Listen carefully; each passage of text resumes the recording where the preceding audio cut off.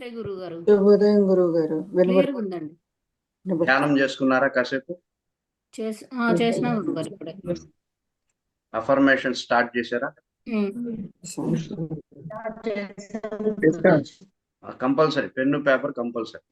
నాకు వచ్చిన అఫర్మేషన్స్ అయినా సరే కంపల్సరీ రాయాలి. ఇంకా చాలా ప్రయోగాలు చేసాం అఫర్మేషన్స్ మీద, రకరకాల స్థాయిల్లో వినూత్నంగా ప్రయోగాలు చేసాం. ఎటువంటి అఫర్మేషన్స్ ఉంటాయి, ఎన్ని రకాల అఫర్మేషన్స్ ఉంటాయి. ఇంకా మనం ఏం చేసామంటే ఇంకా ఈ అఫర్మేషన్స్ కి ఏమైనా ఎనర్జీస్ పెంచడానికి బీజాక్షరయుక్తంగా అఫర్మేషన్స్ చేయడం, ఇట్లా రకరకాలైనటువంటి ప్రయోగాలు చేసి స్టార్ట్ చేద్దాము మనం. ఓకే గురూజీ, యాప్ లింక్ తర్వాత పంపిస్తారా గురూజీ?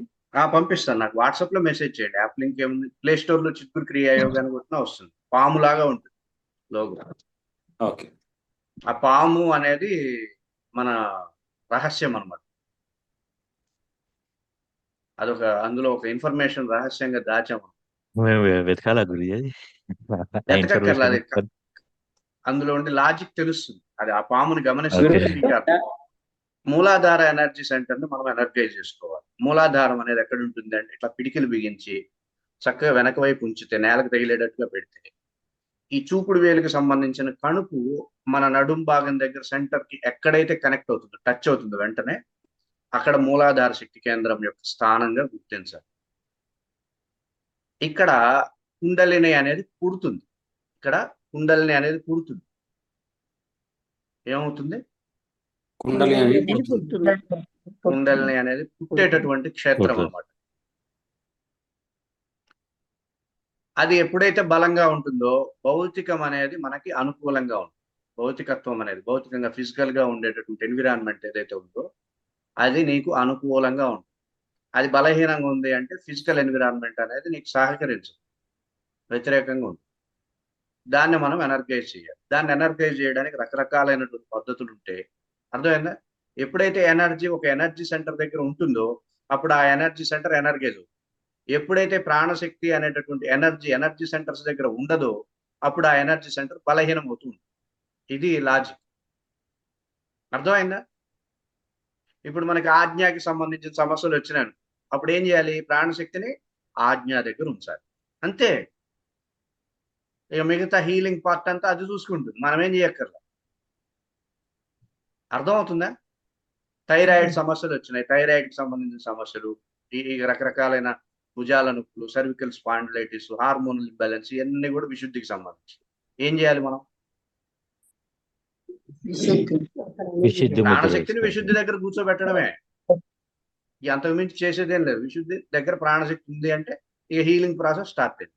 అలాగే అనాహతకు సంబంధించిన సమస్యలు వచ్చినాయి, హార్ట్ కి సంబంధించిన సమస్యలు, గుండె దడ, ఇట్లాంటివి ఏమైనా భయం, ఇట్లాంటి సమస్యలు ఏమైనా ఉన్నాయి, వెంటనే ఏం చేయాలి? ప్రాణశక్తిని అనాహతంలో కూర్చోబెట్టడమే. ఇంత సింపుల్ అనమాట డయాగ్నోసిస్ మనకి. అర్థమైందా? రేపేదో మళ్ళీ వైరస్ వస్తుందంట. స్ట్రాంగ్ ఉండాలంటే ప్రాణశక్తిని పూర్తి స్థాయిలో ఉంచితే ఏ వైరస్ కి భయపడేదే పని. అర్థమైందా? అప్పుడు అనాహత చక్ర బాగా పెట్టుకోవాలి, అంతే. ఇప్పుడు కరోనా అనేది వచ్చిందను, మనం ఎట్లా క్రియాయోగంతో ఎలా ఎదురిస్తాము అంటే మీకు లాజిక్ చెప్తారు. కరోనా అనేది వచ్చింది, మనం ఏం చేద్దాం? తెలుసుకుందాం. డాక్టర్లు చెప్తుంటారు కదా టీవీల్లో, యూట్యూబ్లో, భయపడక్కర్లా.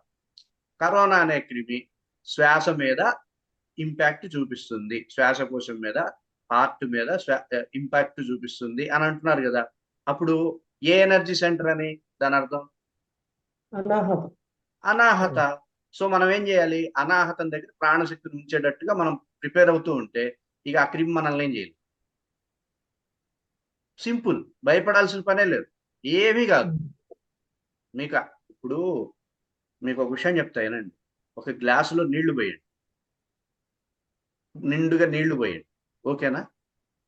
ఒక కాగితం గ్లాసులో నీళ్లు పోసేసేసి ఆ కాగితాన్ని తగలబెట్టండి, చూద్దాం. తగలబెట్టగలరా? కాలదు, తగలబడదు.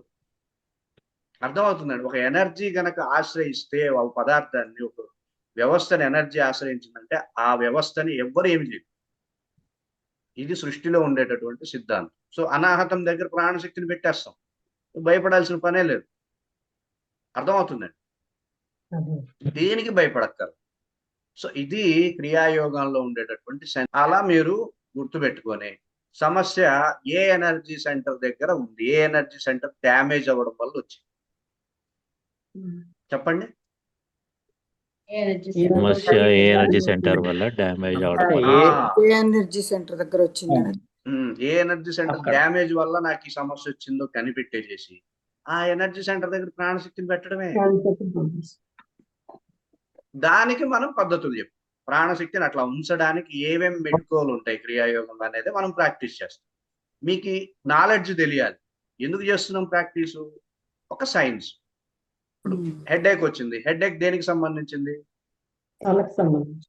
ఆజ్ఞకి సంబంధించింది. తల అంటే ఆజ్ఞకి సంబంధించింది, అంతే కదా, సింపుల్. ఆజ్ఞకి ప్రాణశక్తిని పెట్టు, అయిపోయింది. అది తగ్గకపోతే అడగండి. అర్థమైందా? అలాగే అనాహత. వెంటనే మనం ఈ ఎనర్జీ సెంటర్స్ ని గమనించడం అనేది కూడా మనం చేస్తాం. క్రియాయోగంలో ఉంటున్నప్పుడు ఈ ఎనర్జీ సెంటర్స్ వైపు ఎక్కువ గమనిస్తూ ఉంటాం, ఎక్కువ అబ్జర్వ్ చేస్తూ ఉంటాం. సమస్య ఏ ఎనర్జీ సెంటర్ మీద ఎక్కువ ప్రభావం చూపిస్తుందో వెంటనే గుర్తించి వెంటనే అక్కడ ఎనర్జీని కనుక మనం ఇప్పుడు మనం చెప్పుకునేటటువంటి మెథడ్స్ ద్వారా చేయగలిగితే, ఈ మెథడ్స్ ఏమి మిమ్మల్ని పరిగెత్తిచ్చేవి కాదు, కష్టపెట్టేవి కాదు, సింపుల్ రిమోట్ కంట్రోల్ లాగా ఉంటాయి పనులన్నీ. అర్థమైందండి?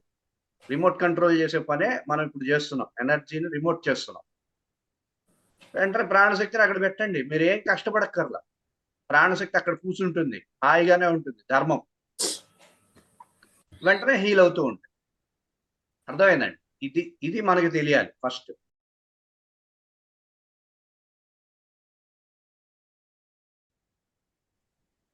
చాలా బాగుంది గురుగారు. చాలా బాగుంది. అద్భుతంగా ఉంది గురూజీ. బాడీ అంతా అద్భుతంగా ఉంది. వైబ్రేట్ గా ముద్ర దగ్గర వైబ్రేషన్ ఏదో బరువు తగ్గినట్టు అనిపిస్తుంది. తేలికైంది బాడీ.